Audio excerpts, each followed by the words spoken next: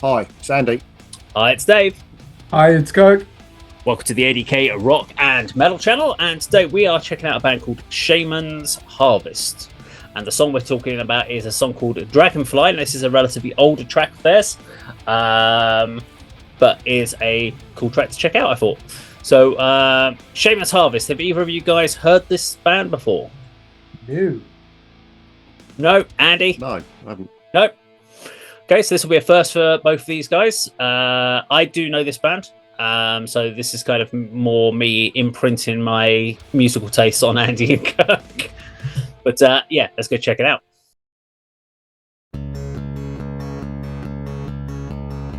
Maybe the sky's falling down around the babies. Maybe the world is gonna spin out of control. I don't care anymore. What if I quit today working for the man and said I had enough of, well, maybe I can, 'cause it's all gonna end anyway. Tell me, doctor, what's the cure for the wicked man's blues?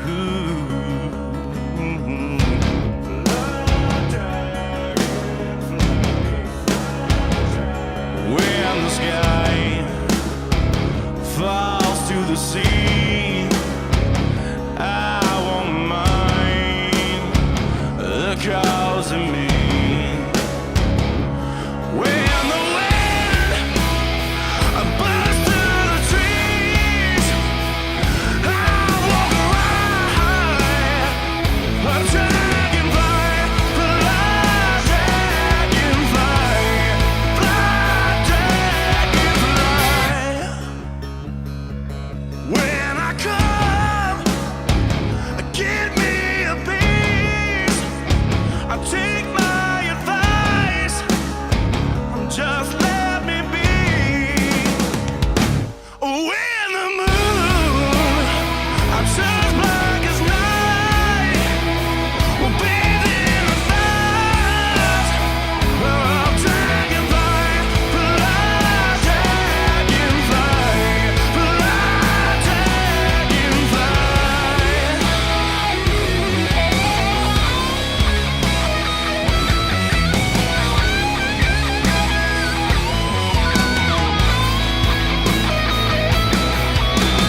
Don't take so long. I'll be there before you know. See you in my mind's eye, fly dragonfly. Don't take so long. I'll be there before you know. See you in my mind's eye, fly dragonfly, fly dragonfly,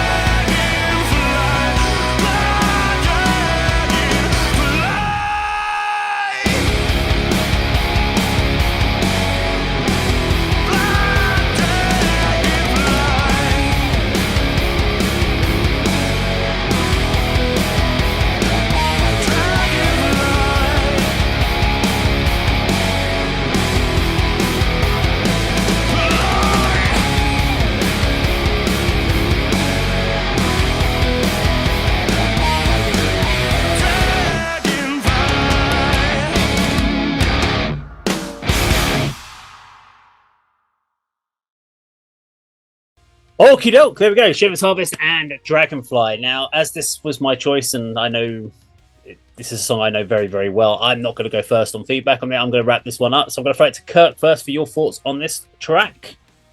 Surprised to see that was from 2009. We just saw it at the end, didn't we? To me, that just sounded like post-grunge 2001. Phenomenal vocal performance. He's got a real soul to the way he's delivering those vocals. It reminds me of Doug Pinnick of King's X, who are one of my all-time favorite rock bands. And musically, they were an influence on this as well. Relied heavily on the vocals to carry the song. And when you're as good as that as a singer and you can belt out the lyrics with that bluesy vibrato and husky delivery, then why not? But that would also be my reservation about the album. Just towards the end of that song, you saw one of the guitarists like leap off his amp, pulling these heroic poses. There was nothing in that music that really warranted that. There was a bit of a chunk though, wasn't there? You know, when the drum snare comes in, you get dun dun dun dun. So that's good. That added dramatic effect. And then the songwriting technique of tension and release. You had the release and that wonderful chorus, and he put so much into it that it almost looked like at one point he had a dagger and he was going to disembowel himself like a Japanese samurai. And then you've got like the beads of sweat dripping from his long hair or dreadlocks or whatever. Yeah. So that did have that MTV2 radio rock type vibe to it. I think that would unfortunately be classed as butt rock by the Americans, which for our viewers means that in the Midwest in America, you have these radio stations who play nothing but rock. So it's become this meme, which is quite harsh. But to me, the only problem they're going to be lumped into that post-grunge genre, you know, with Three Doors Down and Puddle of Mud and bands like that. And it's probably unfair. I'd like to hear more music because I get the impression that they've got a lot more in the tank besides that. 10 songs like that, even though it's good songwriting, would be stale for me. But I'm intrigued and would want to listen to them to find out if they've got more a different type of musical approach in other tracks. Okay. What about yourself, Andy? Yeah, this is not my usual kind of bag, as I'm sure you know, but I can't place this sort of music chronologically. Kirk, you know, I wouldn't know. I didn't spot the date, and I wouldn't have said, "Oh, that sounds early 2000 post grunge," because it's not my scene. But as a track, I quite enjoyed it. I like the sort of clean acoustic intro, and then, as you say, that sort of chunky riff came in over the top of it.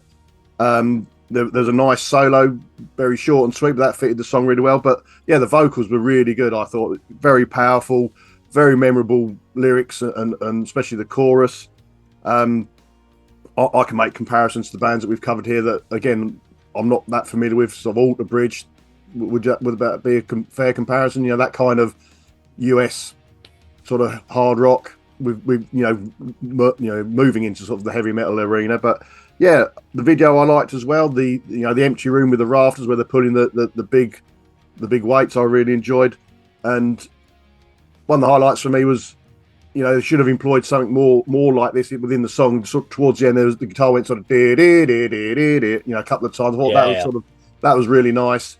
Not something I'm ever going to go back to, but I quite enjoyed listening and hearing that. But yeah, good. You know, I'm sure a decent example of that genre. Like I say, I can't put it in a time frame, so I don't know whether it's, you know, aged well or good for its time. But yeah, I quite enjoyed it as a sort of standalone sort of review today. I mean, I would say with Shaman'S Harvest, they're they felt in the kind of bands, you've mentioned a few of them, but Americana rock is kind of where I'd put it. It's very soulful blues. Another band that unfortunately they would get put in there with would be bands like Nickelback. A band that you don't really want to get put in for, even though Nickelback have got some good tracks. That the fact is unfortunately they're just like, people can't actually tell you why they hate Nickelback. They're like, Nickelback sucks. Why? Because they do. But why? What is it you don't like about Nickelback? They've heard other people saying that they're shit and they don't want to. Yeah, exactly. And that's the problem. Is I've actually got all the Nickelback albums and there are actually good songs on there, but I understand why they are fairly formulaic. It's the fact that they're not metal bands. They are just they're a hard rock band. It's the fact that like bands like Nickelback go off and do covers of Sad But True live and yada yada. They try to become a metal band. You're a hard rock band. These guys fall in the same camp, and like the UK version of Nickelback called Stonebroken, basically are UK Nickelback effectively, but they sound all very similar. The main difference though here is the singer Nate. He's got such passion, such soul in his voice, and that's what made me come on to this band. I can't remember, it must have been a recommendation from YouTube. I played it and I was like, damn, that's fucking amazing vocals. I love his passion, I love his soul. They did a cover of a Michael Jackson track, Dirty Diana, which is a fucking great cover as well. So but yeah, they're sitting there, they're unapologetically that they sit in this Americana rock. I love Americana rock. It's easy to listen to. You can just drive along. It's the sort of stuff I put in the car when I'm doing distance driving, because I can just rock out, bang my head along, and it's not offensive, easy to get into. But I just love this purely. The thing that makes Shaman'S Harvest stand out for me is vocalist. If it had a fairly generic hard rock vocalist on this, there wouldn't be anything more about the band to make them stand out from the rest of the pack. But I think for Nate on his vocals, it is amazing. And they do have quite a bit of variety on their albums. So I've got most of their albums, so it's worth kind of digging a little bit deeper on it if you're into the rock stuff. But yeah, Shaman'S Harvest and Dragonfly, great little track. They did an acoustic version or a clean version of this on the album as well, which is just purely just stripping it down to his vocal performance with just some clean guitars and stuff. It's really very, very cool. Is he still belting that chorus as well in the same level of velocity? With Not to the level of Varty. He goes in a slightly different. He goes in a slightly different direction on it, but yeah, well worth checking out from the emotional element from it. But there you go, Shaman'S Harvest and Dragonfly. Now, if you enjoyed our video today, please do like, share, and subscribe. We'll see you on another video sometime very soon. Take care.